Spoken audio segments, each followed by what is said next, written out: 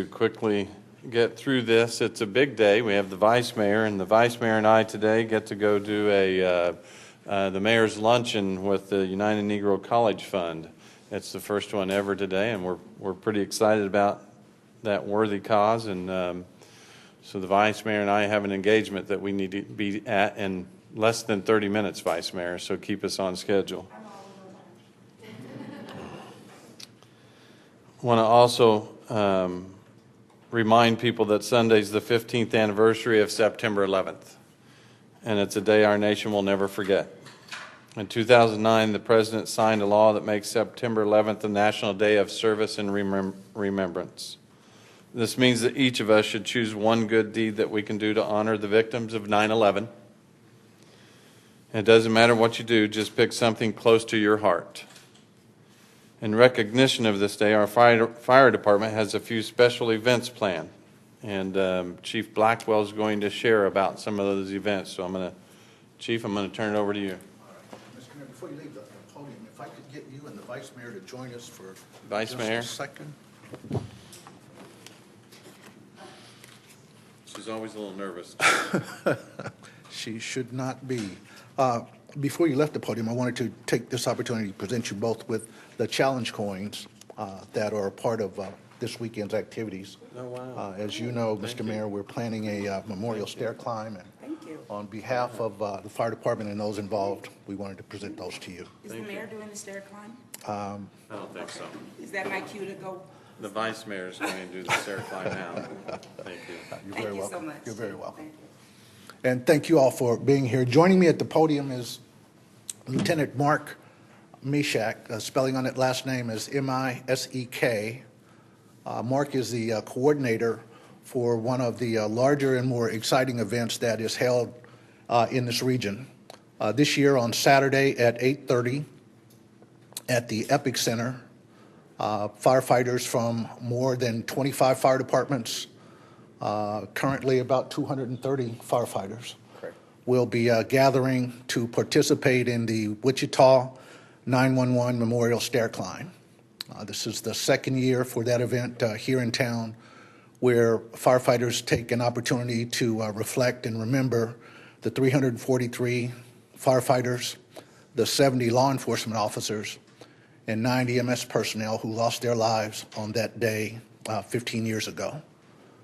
The climb will consist of firefighters negotiating or going up 110 floors, which is the height of the World Trade Center. They'll go up 5 trips to the 20th floor, take the elevator down, and then a final trip to the 10th floor to get to 110. They'll be taking with them photographs and the names of those who lost their lives that day. As you might imagine, September 11th is a significant day for us in the fire service and the country in general, but it's really important for our firefighters to pause and reflect, and as the President and the Mayor has spoken about, take advantage of that day as an opportunity to serve.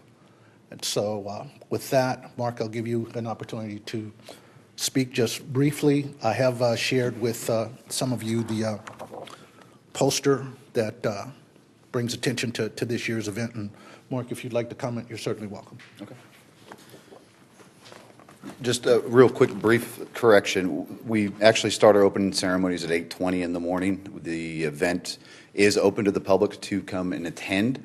Only firefighters are allowed to participate in it, either active duty or retired. So I apologize, Vice Mayor, but that's firefighters climbing for the fallen firefighters. But it is open for the public to come and attend and view. We do have video feeds from the stairwells showing the firefighters ascending the stairs.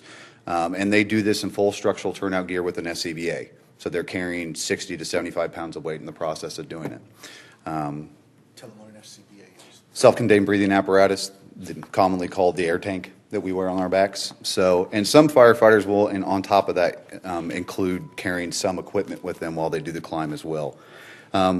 We are actually up to 38 different fire departments represented in this climb this year, and the farthest distance traveled is going to be about 600 miles. We have a firefighter from Colorado, actually a chief from Colorado, that will be participating in it. And these are, again, active duty, retired, career volunteer firefighters from around the Midwest. So. Thank you, Mark. Our second event will occur on the morning of September 11th itself. All of our fire stations will participate in a flag ceremony that will begin and end at about at exactly 8:57, which was the time that the first tower fell, and then concludes at 9:28 when the second tower fell. And with that, Mark and I will stand for questions.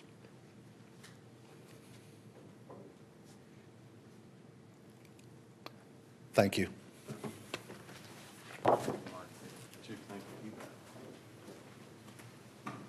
I want to thank the Chief and Mark for being here today. I know that, Chief, that will be an emotional day for your firefighters and all of you. I can also tell that Levanta is a little shook up that she won't be able to climb 110 floors.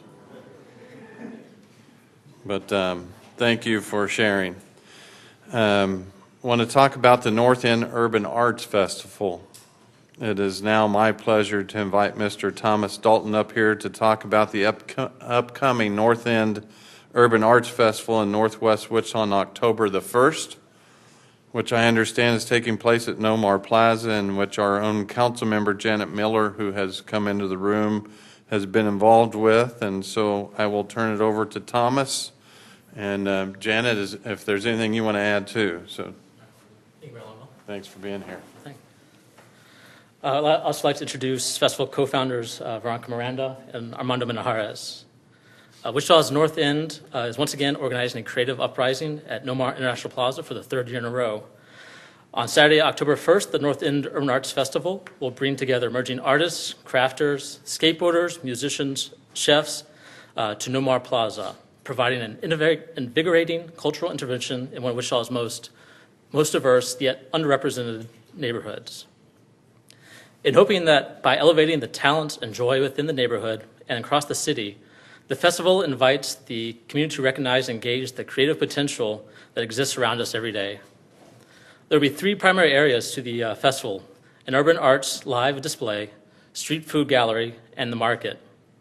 At the urban arts live display, several community artists and activists will put on a display of their talents, including skateboarding demos, live street art creation, and an arts workshop. A stage will be provided on which local bands of several genres will perform throughout the festival. This year, we're excited to announce that local hip-hop artist XV will be headlining the concert portion of the festival. The Street Food Gallery will be host to a number of food trucks and food vendors, enabling those who attend the festival to receive a taste of the wide varieties of food available in Wichita. In the market, artists and crafters will set up booths to display and sell their fine works and their crafts. Often we ask our festival street artists to take on a social topic affecting the community and creating a piece related to that topic. This year we'll be taking on the theme of local voter awareness and getting registered to vote and going out and voting in local and state elections. To talk a bit more about our voting campaign, here's Armando. Okay, thank you. Good morning. Through a partnership with the Seed House, La Casa La Semilla, and the festival, we've been able to work on a campaign involving local youth of color in the north end of the city and reaching out to local voters and getting others registered to vote. So through additional funding, through the Knight Foundation via Citizens University, the Arts Council, and also the Kansas Hill Foundation, we've been able to have a series of different events that continue to engage students from North High School in getting people out to vote. That includes an actual mixtape that it's been commissioned through a local hip-hop band, the Levelheads, which has created original music for this campaign and will be performing at the festival as well. There's a series of graffiti jams involving local graffiti writers that will attract local youth and continue to spread the messages of the importance of being registered to vote and engaging in local elections. And we will also have a social media campaign just to continue to reach different age groups through Snapchat, Instagram, Facebook, Twitter, and creating a culture of engagement and of of voting being a fun activity, but also an important activity for youth of color. So at the festival, we'll have several graffiti writers that will create original pieces, and we'll invite all the attendants to actually vote, to cast a ballot on whichever is a favorite piece. It'll be more of a graffiti battle. So anyone will be invited to attend and to look at their favorite piece, follow the development of the pieces throughout the festival, and then vote for the favorite one. Again, this is an effort to show youth that it is a fun thing to vote, but it is also very important and critical, not only for the future, but for their present. So we invite all of you to join us during the festival and to spread the word. And Veronica will tell you a few more remarks. So this is the third year that we do this event, and we're continually really excited to put this on for the community. We're also committed to keeping the event free and open to the public, and it's 100% volunteer-driven event. And we are only one of a handful of arts festivals in the nation that focuses primarily on urban and street arts. And we are only one of the few urban arts fests in the world that takes an active approach to community awareness and cultural placemaking. The festival has proven to be an incredibly successful community event, bringing excitement and anticipation with vendors alike. It has become an effective, low-cost platform for local emerging artists, makers, and creatives alike to launch their small businesses in a supportive environment.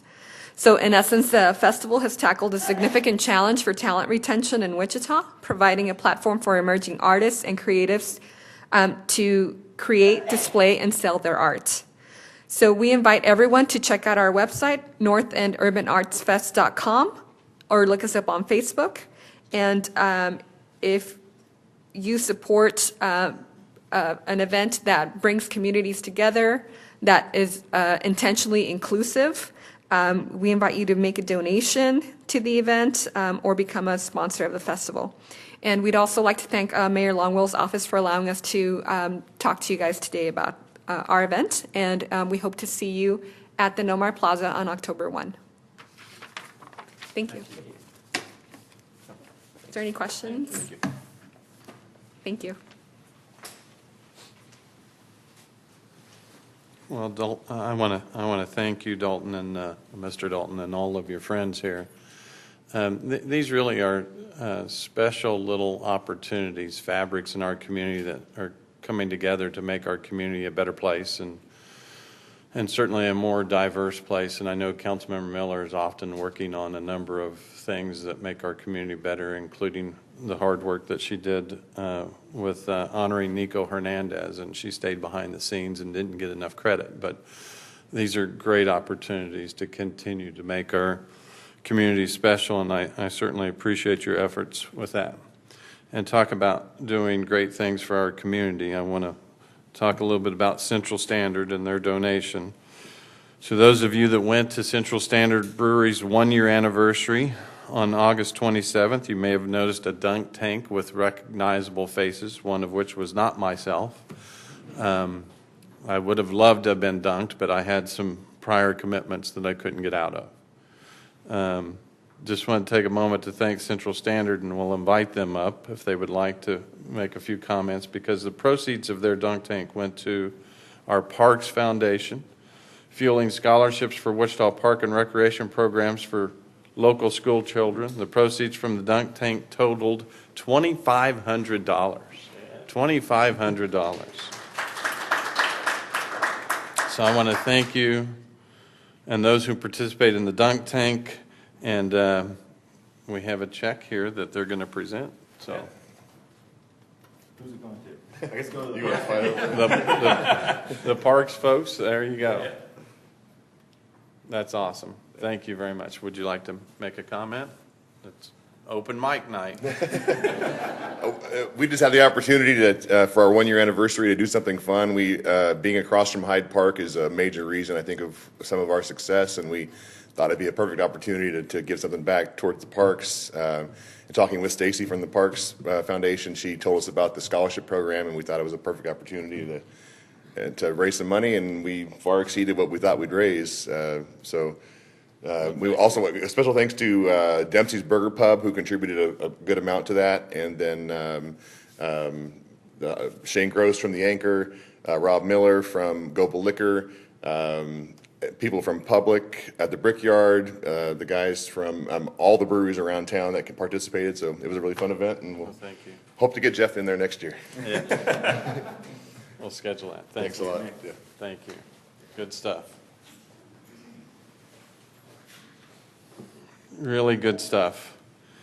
We have DCF Amnesty Day. The annual Child Support Amnesty Day will take place Friday, September the 9th. At the Atwater Center located at 19th and Volusia from 9 a.m. till 6:30 p.m. The event is offered to non-custodial parents who have an outstanding bench warrant for non-appearance in court for child support. So it's an amnesty program for those that have, for non-appearance on child support. The what we call non-custodial parents, NCP, should bring in 2 months of their child support order or $500 per case, whichever is less. They will have their warrant lifted and will receive a new court date. The Kansas Department for Children and Families are offering this event to help non-custodial parents get back on track with their child support payments. The money collected Friday will go directly to the children of Kansas. And so we have Kelly O'Malia that's going to be here and share some brief remarks about what they're offering and doing and trying to help our community. Thank you, Mayor. Hi, my name is Kelly O'Malia. I'm with the Kansas Department of Children and Families. This is Julie Orr. She's a deputy court trustee in our office. We offer Amnesty Day once a year for people that have received a bench warrant for non-appearance in court.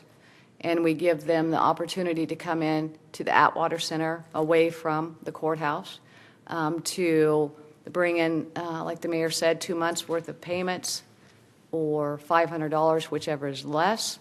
That lifts their bench warrant, gets the non-custodial parent back on track. Money goes directly into the homes of the children. That is our goal. Every year we try and increase the numbers of participants. It's very hard because they think that it's a trap, and it's not. We just want to help them get back on track so the monies can get into the homes of the families of the people that really need it.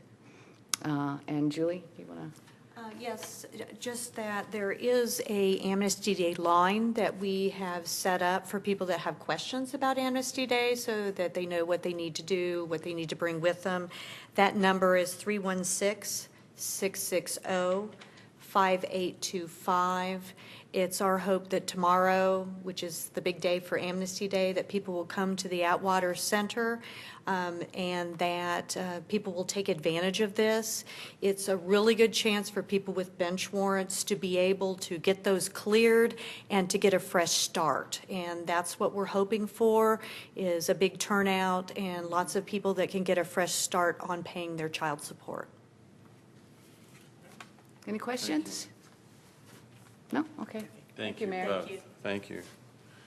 And I'm sure you understand that you are touching Vice Mayor Williams' soft spot when you start helping children, and what a great opportunity to continue to do great things in our community. So at that point in time, we are getting ready to head over to our luncheon with the United Negro College Fund and look forward to those opportunities, but we'll open it up for any other questions that you might have. If there's no questions, thank you all for coming today.